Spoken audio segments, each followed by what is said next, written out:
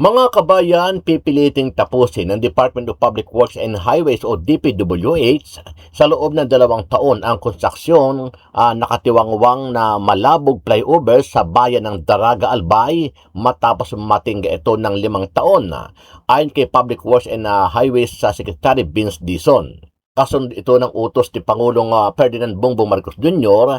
na tiyakin na lahat ng pampublikong infrastruktura ay matatapos ng private contractor sa nakatakdang timeline at kasunduan ng pamahalaan. Ayon kay Secretary Dizon, 2021 pa sinimulan ang proyekto, ngunit hanggang ngayon ay hindi pa rin natatapos ang mga project na dapat sana ay magpapaluwag ng trapiko mula Bicol International Airport papuntang Maharlika Highway.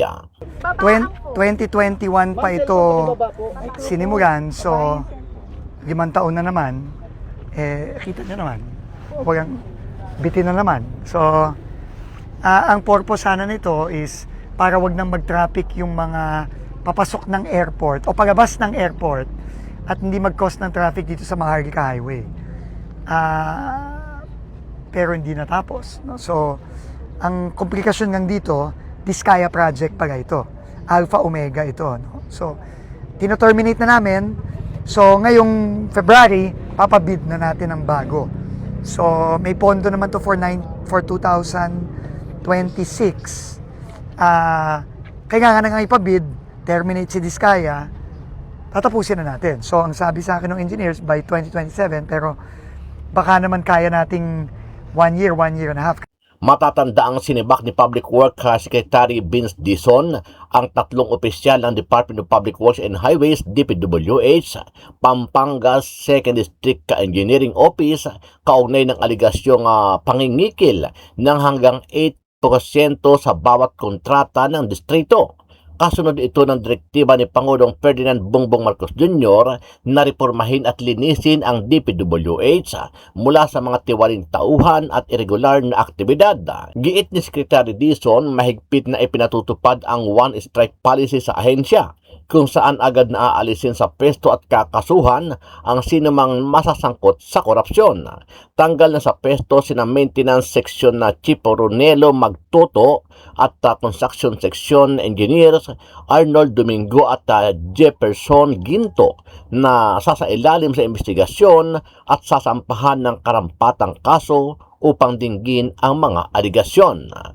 Nakakuha tayo ng report a few days ago na merong mga tao na DPWH officials sa District 2, hindi dito, na nangingikil at humihingi ng porsyento up to 8% sa mga kontrata ng DPWH.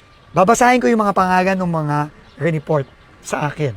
Si Ranilo Magtoto, Chief ng Maintenance, District 2.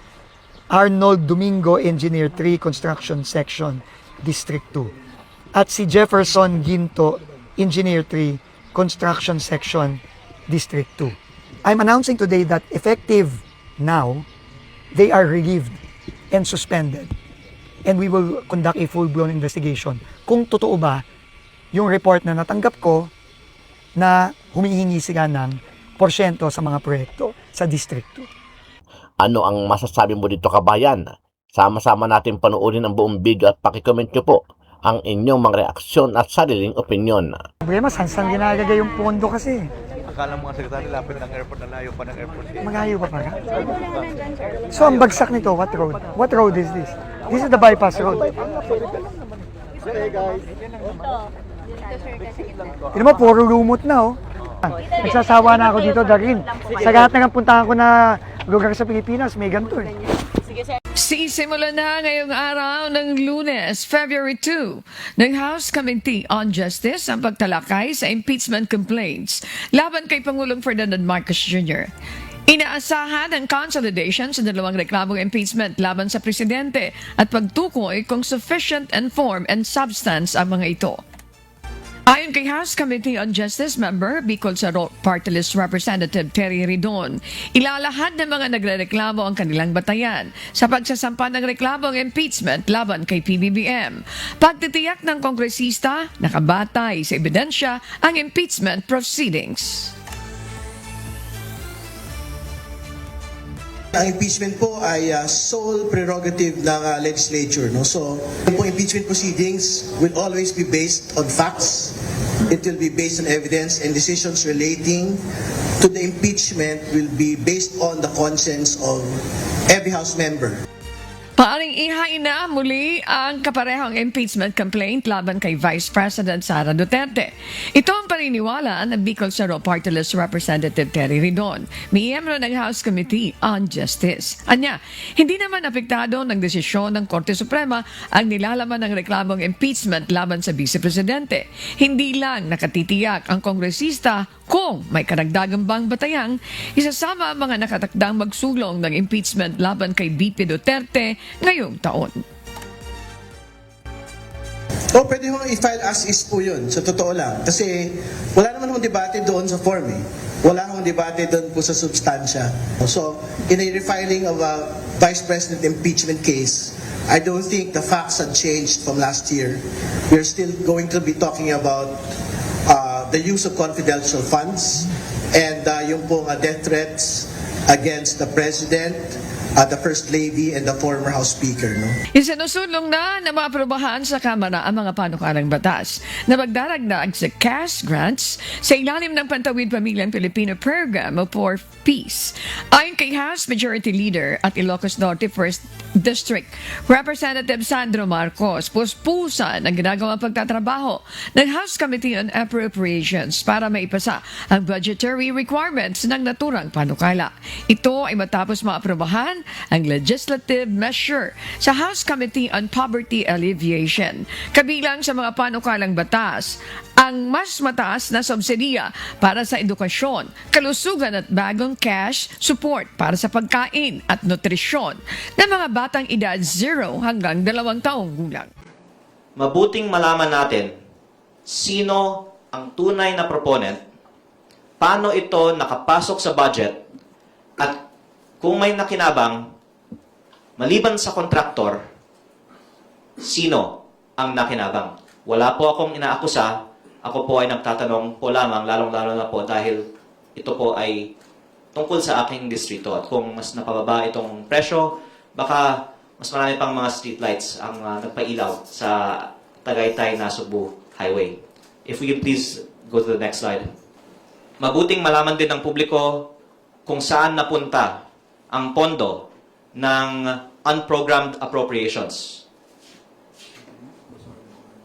Marami na pong mga nag-discuss sa publiko na may inilipat na 167 billion pesos. 60 billion pesos mula sa PhilHealth at 107 billion pesos mula sa PDIC sa unprogrammed appropriations. Tapos ayon kay former Senior Associate Justice Antonio Carpio, ang pera ng PhilHealth at PDIC ang nagpondo sa DPWH unprogrammed appropriations projects na ang karamihan ay flood control. Kaya ayon kay former Senior Associate Justice Antonio Carpio, ang pera ng PhilHealth ay ginamit sa flood control. Pero mga karamihan lang po, mga 60% DPWH projects ay flood control. Ang iba po ay mga roads at slope protection at iba pa. Ang iba pa ay multi-purpose buildings. Sir, if the DOE will write to you or communicate with you and insist that it is you who should pay the 24 billion peso penalty, will you contest that? I would just like to explain. It's like if I say you owe a 24 billion peso penalty and then I post it on my Facebook page, I don't think that it is valid question really to ask. Although I'm giving you the opportunity to ask me any question you like, but I'm just explaining na kung meron pong paliwanag sana, saan galing ang numerong ito, mas maiintindihan sana. Pero ayon po sa impormasyon na nakuha ko sa kumpanyang binenta ko, hindi nga nila naiintindihan saan galing ang numerong ito. Kaya I think mga sagot, pwede nyo na lang pong gamitin ang mga nasabi ko. I think I've sufficiently answered the question already. Sorry, sir, I'm still confused. Who should pay the 24B? The company that they addressed the question to. So the company that bought, Because the communication is with the company that I sold. so the new owner? Yes. No, not the owner. Iba po kasi yung shareholder sa company. Okay. Yung company na binenta ko, yung may nasabing multa.